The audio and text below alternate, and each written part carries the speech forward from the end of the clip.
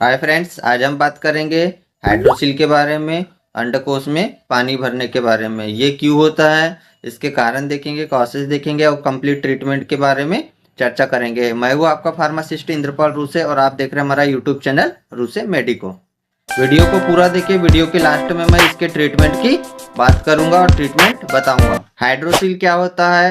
Hydrocele में जो testicles होते हैं उसके आसपास की थैली में पानी भर जाता है, जिसके वजह से उसमें सूजन टाइप का हमें दिखाई देता है और टेस्टिकल के साइज बढ़ने लगता है। जो हाइड्रोसील की समस्या है यह सबसे ज़्यादा नवजात शिशुओं में देखने को मिलती है, बच्चों में देखने को मिलता है, कभी कभी यह बड़ों में भी नज़र आता है।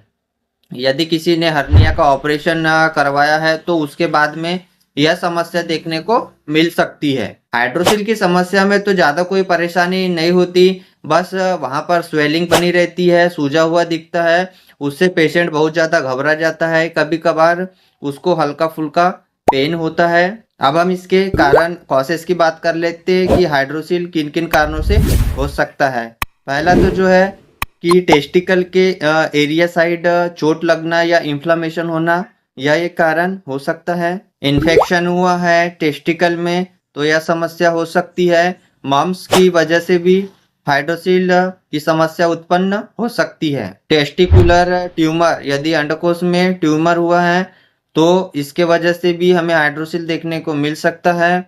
यदि टेस्टिकल में मरोड़ है तो यह कारण हो सकता है। और जो एक कारण है वह है हर्निया का जो ऑपरेशन होता है उसके बाद बाई चांस ही किसी पेशेंट में हाइड्रोसील देखने को मिलता है, क्योंकि वहां पर इन्फ्लेमेशन हो जाता है जिसके वजह से वहां पानी इकट्ठा होने लगता है और हमें हाइड्रोसील की समस्या हो जाती है। अब हम इसके साइन और सिम्टम्स, लक्षण की बात कर लेते हैं कि शुरुआती क्या क्या लक्षण दिखाई देते हैं।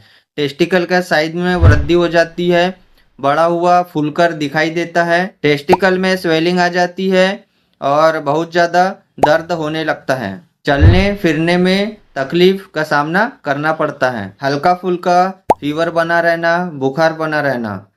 और जो मेन कारण है संतान उत्पत्ति का। अब हम इसके ट्रीटमेंट और इलाज की बात कर लेते हैं कि हाइड्रोसील की समस्या में हम कौन सा ट्रीटमेंट पेशेंट को दे सकते हैं। पेशेंट को कंप्लीट बेड रेस्ट की सलाह देनी चाहिए और पेशेंट को कंफर्ट अंडरवेयर पहनना चाहिए। यदि पेशेंट को दर्द हो रहा है तो उस कंडीशन में टेबलेट डायनापार दे सकते हैं। इस टेबलेट को पेशेंट को सुबह शाम भोजन के बाद देना होता है। इसके साथ पेशेंट को वाइसलॉन 10 mg की टेबलेट सुबह शाम भोजन के बाद देना होता है।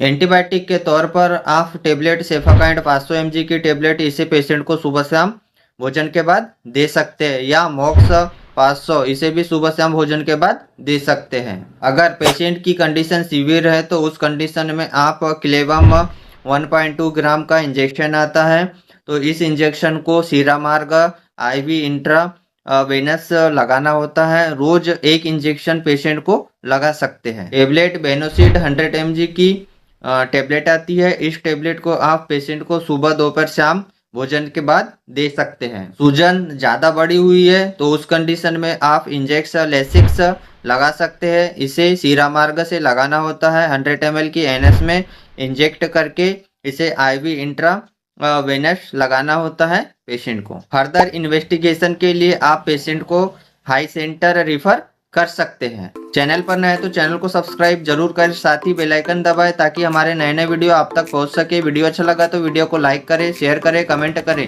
कमेंट में आप अपने डाउट पूछ सकते हैं। थैंक यू, मिलते हैं नेक्स्ट वीडियो में।